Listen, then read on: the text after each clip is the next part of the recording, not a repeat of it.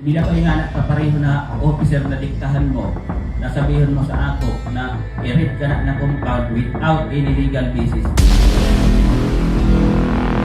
Hindi yan federal nagpadlat kay wala man ta mo comply sa legality and then management sa Federal Tribal Government of the Philippines. Utos ng korte na lang ang hinihintay para ma-serve ng Surigao PNP ang warrant of arrest sa dalawang leader ng Federal Tribal Government of the Philippines na si Georgito Santisas Ikidato Adlaw at Bae Lourdes Infante. Bagaman nagsiuwian na ang ilan sa kanilang miyembro ni Dato Adlaw, habang sumuko naman at naging witness, patuloy pa ring malaya ang dalawang leader na residente sa Purok 5 Barangay Sabang, Surigao City. Ang dalawa ay nahaharap sa 10 kaso, kabilang na ang paglabag sa Comelec Law dahil sa pamimilit nila na idaan sa checkpoint ang kanilang mga itaka, lalo't isinasagawa ng PNP Surigao ang checkpoint dahil sa Comelec gun ban. Isa pa dito ang public alarm and scandal na ginawa ng grupo ni Adlaw. Pangunahing tanong, nangungunang tanong ng iilan, lalot galit na galit sa ginawa ni Dato Adlaw,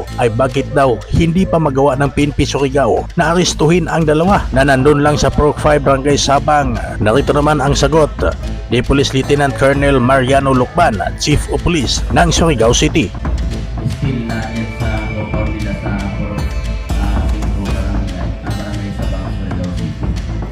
So, wala ng mga nila, sinabi ko na sa inyo kanina, the multiple complaints at already been filed before the prosecutor office. So, wala akong katungod na mandaran ang prosecutor nato na i-resolve nila as soon as possible na preliminary investigation about dun sa mga criminal complaints na na-file. But once na ma-resolve na nila yan at na-file na ang information dun sa korte, once na may probable cause, I'm sure na ang musunod niya na mugawas is ang mga warrant of arrest against dun sa mga na-file dun sa complaints. And kana na mga tag-ingon nila, anong dili pa na i-rip, na compound, mga kapatid, you are going beyond the rules of law. I'm not kind hindi na ko ingana ka pareho na officer na diktahan mo, nasabihin mo sa ako na i-rip ka na compound without any legal basis. Hindi ako ingana ka reckless. So you wait because we are not sleeping sa trabaho na mo bilang police officer.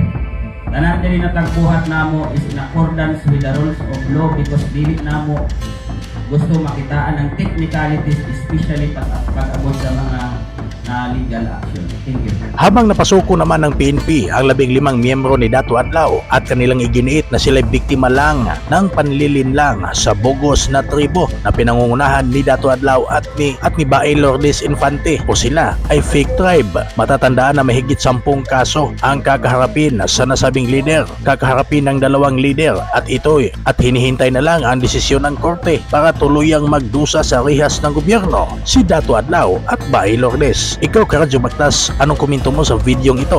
Please comment below. Kung hindi ka pa subscriber, click the subscribe button and hit the notification bell upang sa ganon ay ma-notify ka sa bago nating video. Maraming salamat po.